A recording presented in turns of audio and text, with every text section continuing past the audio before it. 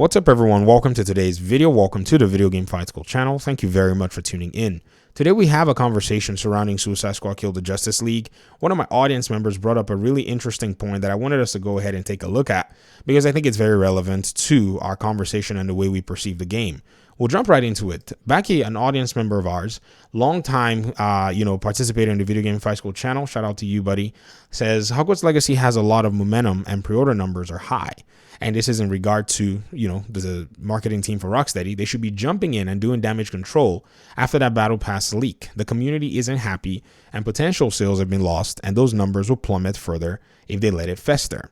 Now, I decided to highlight this comment because right now we're at the cusp of Hogwarts Legacy releasing, and we've seen the amount of sales that game is promising. There's no doubt about it. The game's going to sell well. As to the quality of the game, it's yet to be determined. I know a lot of people are hyped, but you're going to see all kinds of criticisms. The game will be scrutinized heavily, and I'm certain that there will be shortcomings. No game is perfect, and not like I'm saying the shortcomings are going to destroy the game. It's just going to be what it is.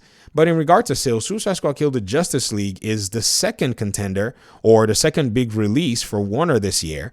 And so far, so good. The perception of the game is actually quite poor.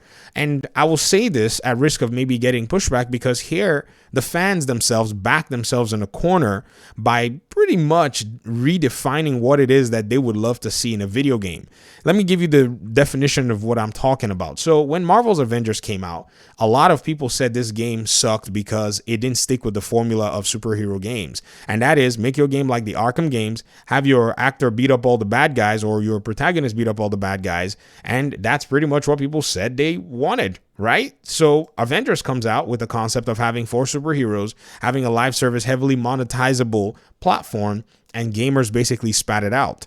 Another aspect too was a game like Gotham Knights came out. And a lot of folk came out saying, well, this game looked like it was going to be a live service game, and they dismissed it, which was quite interesting. So it appeared to me that from 2 instances, we saw most gamers conclude that live service games in superhero platforms were not necessarily acceptable. Here's the problem. When Suicide Squad Kill the Justice League was unveiled to be some sort of a live service project, a lot of those same gamers seem to take a less hard stance by saying, well, it's Rocksteady, hence we should give it a chance because a live service game can be done right. Now, you have to be very objective. It's either you want live service games in superhero games or you don't. Because if you jump in and buy Suicide Squad Kill the Justice League, all you're doing is you're signaling to the developers and the publishers, mostly the publishers, that you are okay with live service games in your superhero genre. Now, thinking about all of this, the Battle Pass seems to have dampened a lot of anticipation.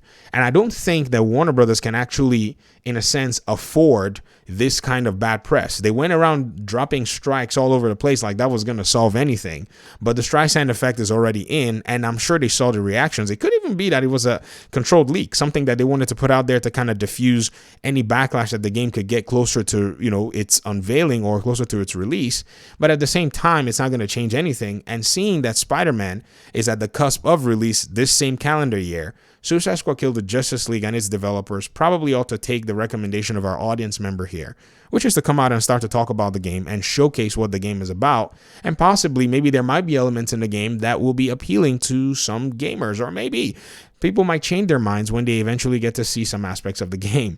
But I doubt that that's likely because of that hard stance that a lot of gamers took. Because even though some gamers are taking a much softer stance by saying it's Rocksteady, not all of them are doing so. In fact, many gamers have seen or got to see this particular leak, got to basically get the confirmation of what they had feared, that this is a game that will more than likely be like Marvel's Avengers, and they are not going to have anything to do with Suicide Squad Kill the Justice League.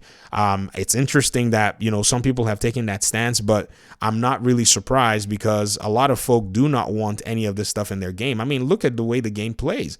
The game is an arena shooter. I know some people are saying that the game is going to be a little bit, a fun game and all that. But honestly, I think that is just a mechanism for people to cope, especially when they already yelled at Marvel's Avengers and yelled at, Gotham Knights. This is the time for you to come to terms and say, it appears that some of these game publishers are misguided. They are pretty much disconnected from what it is that gamers want. And those that are actually still in the connect, like Sony in bringing out their Spider-Man game as a single-player game, or even their plethora of single-player games, are going to continue to win just the perception war. It's not going to be based on the fact that their games are actually quite better or superior. It's just going to be that they're going to be perceived as the company that's giving gamers what it is that they want. And the standard of development of this nature is now being cheapened, and Rocksteady is in a place where they're developing a video game like this. So, except that, maybe the studio was somewhat passionate about the project and they just had to fulfill their publisher's requirements and they do a good job, I still see Suicide Squad Kill the Justice League having to overcome hurdles regardless. Some of us are going to play the game. Some of us are looking forward to beating on Superman, I guess. But at the end of the day, it's going to be a very interesting proposition. And if the developers and their marketing team anyways are not coming ahead of this, I don't know how the game is going to land. But this is 2023. You never know. Talk to you guys in another one. I appreciate you guys' time and audience. Let me hear your thoughts in the comment section. Peace out.